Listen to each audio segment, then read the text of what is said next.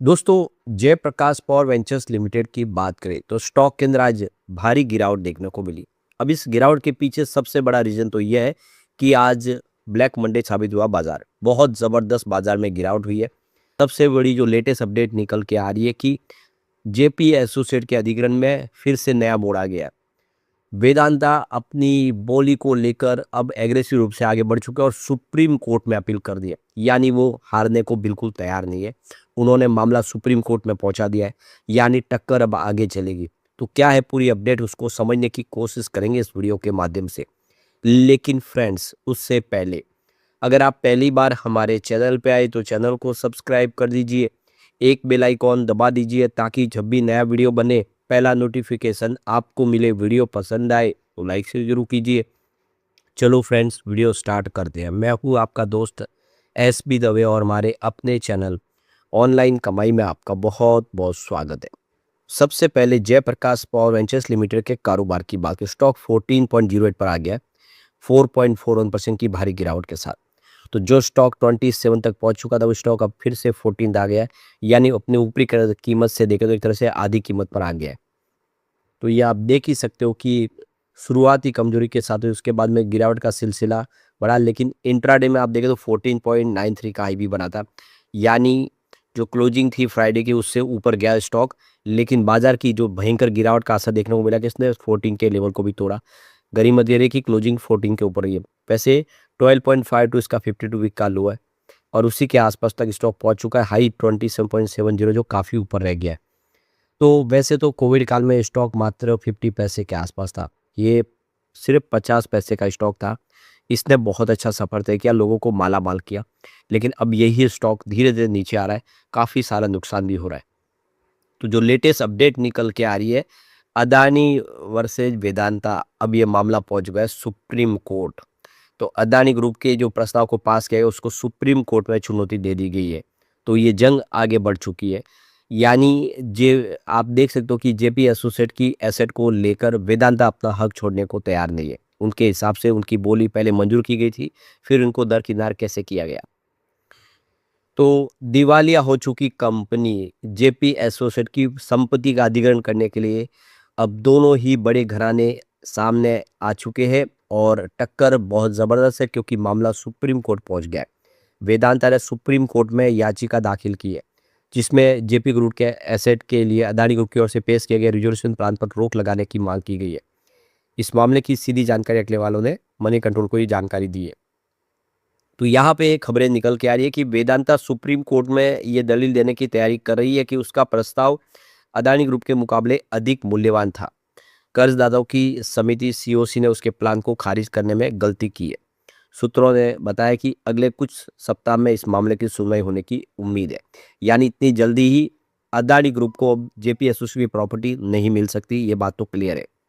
तो यहाँ पे इस मामले में सबसे बड़ी बात अहम यह है कि वेदांता के चेयरमैन अनिल अग्रवाल ने एक दिन पहले 29 मार्च को सोशल मीडिया में पोस्ट में यह दावा किया था कि जेपी ग्रुप की संपत्तियों के लिए पहले उनकी बोली को सफल बोलीदाता घोषित किया गया था, लेकिन बाद में फैसला बदल दिया गया। उनको लिखित में कहा गया कि आप जीत गए और उसके बाद में उनको जो फैसला था उसको पलट दिया। ये सबसे बड़ी गलती है। यहाँ पे देख सकते हो कि अनिल अग्रवाल ने कहा कि हाल में ही आईबीसी प्रक्रिया के तहत सीओसी ने इन संपत्तियों को सार्वजनिक नीलामी के लिए रखा था। इसमें कई मजबूत बोलीदाता शामिल हुए।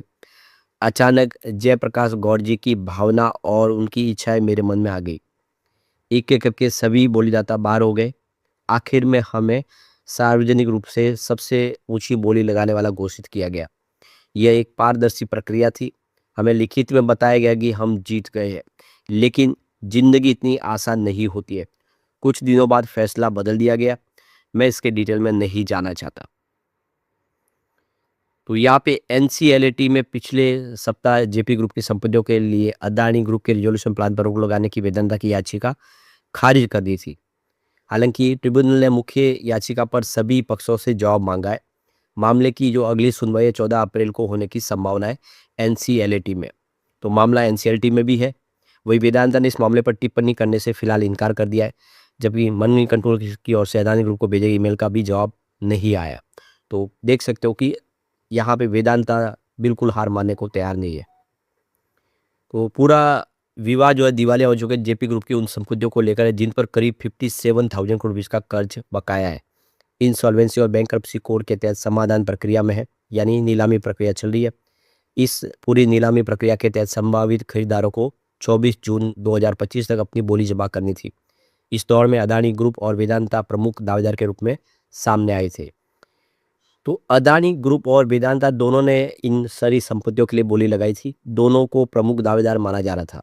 आखिरकार में अदानी ग्रुप ने बोली जीत ली क्योंकि करीब 90% कर्जदाताओं ने उनके रिजोल्यूशन प्लान के पक्ष में वोट किया। अदानी ग्रुप ने 14,535 करोड़ रुपीज़ की पेशकश की थी। इसमें 6,000 करोड़ रुपीज़ एडवांस भुगतान की बात थी, यानी वो पहले एडवांस में देने आए और बाकी की जो रकम है वो भी 2 से 3 साल में चुका दी जानी थी। दूसरी ओर वेदांता ने 17,000 करोड़ रुपीज़ की शुरुआती बोली लगाई थी, जिसमें लगभग 4,000 करोड़ रुपये एडवांस भुगतान की बात थी और बाकी की जो रकम है 6 साल में देने का प्रस्ताव था। तो यहाँ पे कर्जदारों का मानना था कि अदानी ग्रुप का प्रस्ताव ज़्यादा बेहतर है क्योंकि उनमें तुरंत मिलने वाली रकम ज़्यादा थी, बाकी पैसा भी 2 से 3 साल में मिल जाता, जबकि वेदांता 6 साल में वो पैसा चुकाने वाले थे। इसीलिए कम पैसा होने के बावजूद भी उनको अदानी का प्रस्ताव अच्छा लगा। वेदांता ने नवंबर में अपनी बोली में बदलाव भी किया और उसे ज़्यादा प्रतिस्पर्धी बना दिया। संशोधित बोली के तहत वेदांता ने 16,726 करोड़ रुपये देने का प्रस्ताव रखा, जिसमें 6,563 करोड़ रुपीज़ एडवांस भुगतान के तौर पर देनी थी और बाकी की रकम 5 साल में चुकानी थी। तो उन्होंने अपनी रकम बढ़ा दी और वो भी अडानी ग्रुप के जो 6,000 करोड़ से ज़्यादा, तो उसको भी उन्होंने खारिज कर दिया प्रस्ताव को। जनवरी महीने में देखें तो national company law tribunal NCLT में जो इस पूरे मामले को लेकर उन्होंने अपील की और इस प्लान को मंजूरी देने के फैसले को चुनौती दी। लेकिन आप देख सकते हो कि ये जो प्लान था एनसीएलटी ने उसको मंजूर उनका नहीं किया और बोली थी उसको बरकरार रखा, यानी उन्होंने जो मोहर लगाई वो अदानी ग्रुप के फेवर में लगा दी क्योंकि कर्जदाताओं को कम वैल्यू के बावजूद भी वो प्लान अच्छा था उनके लिए, उसीलिए एनसीएलटी ने भी उसी पे बोली लगाई कि उस प्रस्ताव को मंजूर कर लिया। अब यहाँ पे वेदांता ने कहा है कि आईबीसी का उद्देश्य दिवालिया संपत्तियों में से अधिकतम वैल्यू हासिल करना है, इसलिए कर्जदाताओं की जिम्मेदारी है कि वे सबसे ज़्यादा रिकवरी सुनिश्चित करें। कंपनी ने आरोप लगाया कि कर्जदाताओं ने अपनी फिड्यूशियरी ड्यूटी निभाने में विफल रहे हैं, अधिकतम रिकवरी सुनिश्चित नहीं की है। वेदांता ने ट्रिब्यूनल से अदानी ग्रुप द्वारा प्रस्तुत रिजोल्यूशन प्लान के जो प्रस्ताव है उसको रद्द करने की याचिका की है। तो यहाँ पे 17 मार्च को एनसीएलटी ने उनकी याचिका को खारिज किया। अब उन्होंने एनसीएलटी का रुख किया है, उन्होंने भी राहत नहीं दी है, इसलिए उन्होंने सुप्रीम कोर्ट का दरवाज़ा खटखटाया। तो इस मामले में परिचित एक वकील ने बताया कि वेदांता ने जेपी ग्रुप के कर्जदारों के फैसले की योग्यता पर सवाल उठाया। आईबीसी के तहत कर्जदाताओं की समिति की जो व्यावसायिक समझ को पवित्र माना जाता है और तय करने का कोई नियम भी नहीं है कि कौन सी बोली मंजूर की जाए। अब तक एनसीएलटी और एनसीएलटी ने यही मान्यता दी है। अब देखना होगा कि सुप्रीम कोर्ट क्या रुख अपनाता है। यानी एक तरह से देखें तो जिनको पैसे रिकवर करना उनका हक है कि वो किसको अपनी बोली के रूप में चुने, सफलदाता बोलीदाता बनाए, क्योंकि पैसा उनको रिकवर करना है और उनको जहाँ पे लगेगा कि आसानी से पैसा मिलेगा और जल्द मिलेगा उसी को वो चुनेंगे। लेकिन अब देखना होगा सुप्रीम कोर्ट इस मामले में क्या करता है। लेकिन रोचक हो गया मामला, जल्द ही अब अदानी ग्रुप भी इसका अधिग्रहण नहीं कर पाएंगे जब तक सुनवाई न हो जाए। तो देखना होगा आगे क्या होता है। लेकिन जो भी है अभी फिलहाल बाजार ठीक नहीं है। जेपी पावर बहुत मजबूत कंपनी है और अगर इसका अधिग्रहण अगर अदानी ग्रुप करता है तो उसके लिए फायदे का सौदा साबित होगा। लेकिन फ्रेंड्स, कोई भी इन्वेस्टमेंट करने से पहले अपने फाइनेंशियल एडवाइजर से एडवाइस ले ले या अपना खुद का रिसर्च करें, क्योंकि मैंने वीडियो आपके एजुकेशनल पर्पज़ के लिए ही बनाया। वीडियो पसंद आए तो लाइक से जरूर कीजिए और चैनल को सब्सक्राइब कर दीजिए। Thank you friends.